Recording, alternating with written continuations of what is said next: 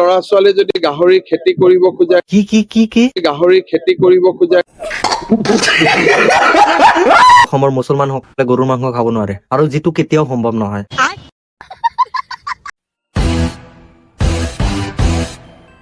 মামা, গৰু আপোনাৰ কি হয়? গৌ আমাৰ মাতৃ আৰু গৌক আমি মাৰ সৈতে তুলনা কৰো।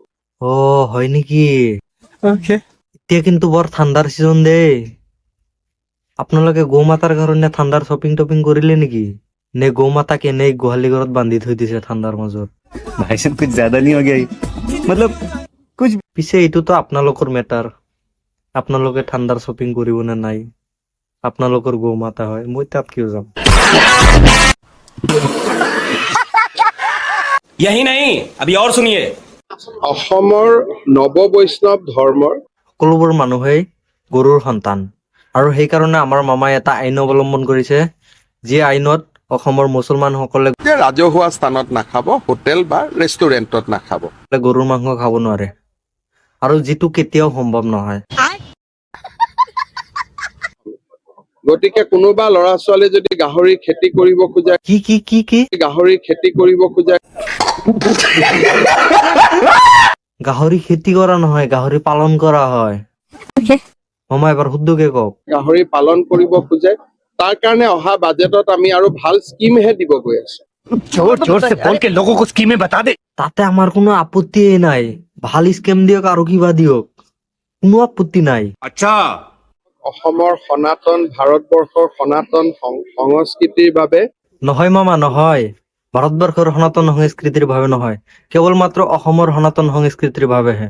আমিতো অসমৰ বাহিৰত ক'তো শুনা নাই যে মুছলমানসকলে ৰাজহুৱা স্থানত নাইবা হোটেলত নাইবা ৰেষ্টুৰেণ্টত গৰুৰ মাংস খাব নোৱাৰে। কেৱল অসমতেহে এইটো চলে। बाप रे, ये तो धोती खोल रहा है। গৰু অবিহনে সমাজ জীয়াই থাকিব নোৱাৰিছিল। গৰুৱে খেতি কৰোৱাইছিলে, গৰুৱে গাখীৰ দিছিলে, গৰুৰ গোবৰেৰে খেতি হৈছিল। ম'হৰ গাখীৰটো আমি খাব নোৱাৰো, ম'হৰেতো আমি হালো বাব নোৱাৰো, ম'হৰ গোবৰটো আমি খেতিতো দিব নোৱাৰো, ম'হৰেতো আমি গাড়ীও টানিব নোৱাৰো। কেলা এইবোৰ সনাতন ধৰ্মৰ গৌ মাতাৰ আগত একো নহয়। মহে পাত্তাই নাপায় গৌ মাতাৰ আগত। গৌ মাতাৰ আগত বাঘেও একো পাত্তা নাপায়।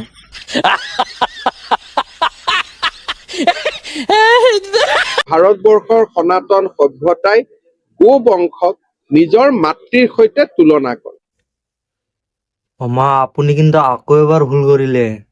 ভাৰতবৰ্ষৰ সনাতন সভ্যতা নহয়, কেৱল মাত্ৰ অসমৰ সনাতন সভ্যতাইহে গৰুক নিজৰ মাতৃ বুলি পৰিচয় দিয়ে। কিয়ে আপুনি বাৰে বাৰ ভুল কৰি থাকে?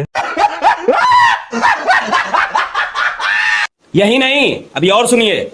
হল গৌ আমাৰ মাতৃ আৰু গৌক আমি মাৰ সৈতে তুলনা কৰো।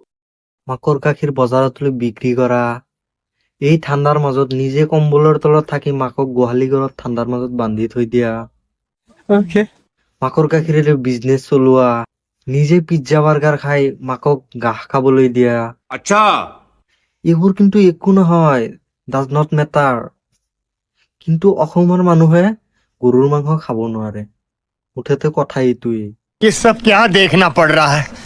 अच्छा है मैं अंधा हूँ। গাহৰি বন্ধ কৰা কোনো কথাই নাই। নাই মামা, কোনোবাই যদি আপোনাক গাহৰি বন্ধ কৰাৰ কথা কৈছে, তেওঁক আপুনি লাহেকে ক'লেই হ'ল যে মই যেনেকে গৰু বন্ধ কৰাৰ আইন লৈ আহিছো চৰকাৰৰ পৰা, তেনেকে তুমিও গাহৰি বন্ধ কৰাৰ আইন লৈ আহা। আপুনি যদি গৌ মাতাৰ সন্তান হৈ এই ভিডিঅ'টো চাই আছে, তেনেহলে আপোনালৈ মোৰ এটাই ৰিকুৱেষ্ট থাকিল যে পিছে গৌ মাতাৰ কাৰণে ঠাণ্ডা শ্বপিং কৰা হ'ল নে নাই?